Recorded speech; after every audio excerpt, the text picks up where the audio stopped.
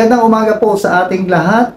Saan man kayong panig ng mundo, ako'y bumabati sa inyo ng magandang buhay at sa kamay ng ating Panginoon Diyos, nawa ay nasa mabuti kayong kalagayan.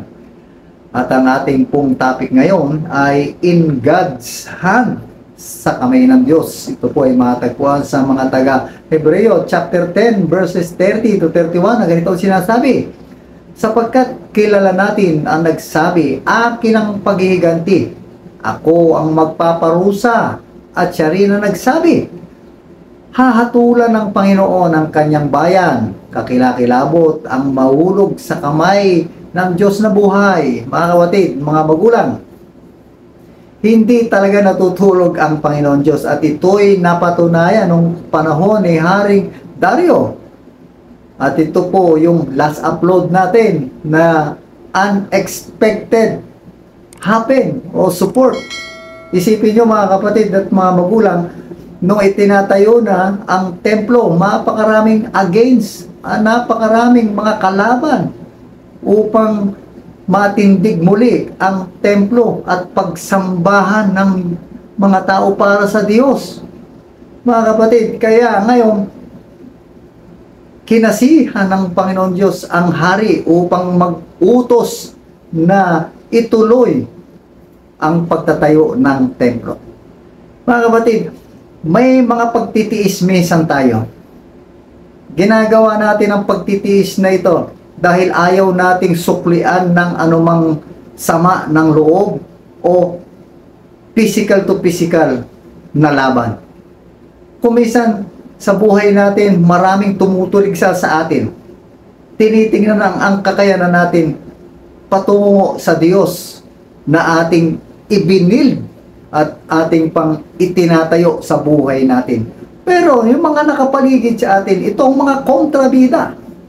Pero mga kapatid, yung pagtitiis na ito, huwag nyo po itong iwawala sa buhay po ninyo dahil yang pagtitiis na yan magbubunga po ng pag-asa tulad ng ginawa ng mga tauhan ng Panginoon Diyos sa panahon ni Haring Dario hanggang sa sila ay ipagpatuloy ang pagtatayo ng templo ng Panginoon Diyos. Pangalawa, huwag maghiganti. Ang mga hinirang ng Diyos noong panahon na yon ay hindi naghiganti sa mga kalaban na gustong ipahinto ang templo na ito. Tulad po natin, kung mayroon nakakita sa atin na gusto mo tayong ipahinto sa pagsimba, ihinto yung ating involvement sa church. Maaring asawa mo yan, maaring anak mo yan, maaring kapitbahay, kaibigan, ipahihinto, pinatitigil ka, huwag ka nang sumimba. Mga kapatid, huwag mo silang paghigantihan dahil ang Diyos kailanman, sabi nga natin, mayroon siyang gagawin. May kontrol ang Panginoon, bahala ang Diyos. So, sabi nga doon sa talata, akin ang paghihiganti, ako ang magpaparusa. At siya rin ang nagsabi, hahatulan ng Panginoon ang kanyang bayan at ang malupit at ang nakakatakot, kakilakilabot, ang mahuhulog sa kamay ng Diyos na buhay. Diyos na buhay ang kasama po natin. Kaya tayo ay nabubuhay sa kamay ng Diyos. At kailanman, huwag nating isipin at ilagay sa puso ang paghihiganti. At tulad ng ginawa ng mga hinirang sa panahon ni Haring Dario, kasama nila ang Diyos sa pagtatayo muli ng templo. Naging instrumento si Haring Dario sa pagtatagumpay ng kaharian ng Diyos. Maging ikaw kapatid, maging ako, instrumento tayo sa ikalalaganap ng paghahari ng Diyos.